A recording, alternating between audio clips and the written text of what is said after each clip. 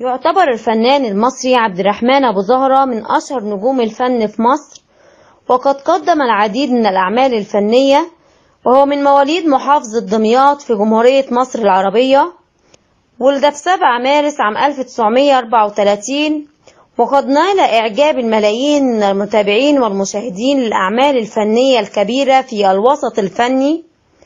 تزوج الفنان الكبير عبد الرحمن أبو زهرة من الفنانة الكبيرة سلوى الرفاعي، وهي فنانة مصرية وكاتبة ومؤلفة سينمائية، قدمت نفسها في الفن المصري من خلال كتابتها ومؤلفاتها الرائعة، حيث كتبت عدد من السهرات والمسلسلات التلفزيونية. ومن أبرز هذه الأعمال التي قدمتها الفنانة رصاصة في العقل، طيور النورس. لدى الفنان المصري القدير عبد الرحمن أبو زهرة 3 أبناء، بنتين هما سحر ومي، وولد هو أحمد. البنتين ليس لهم علاقة أو صلة بالوسط الفني والإعلامي، بينما أحمد هو الذي يعمل بمجال الفن والإعلام.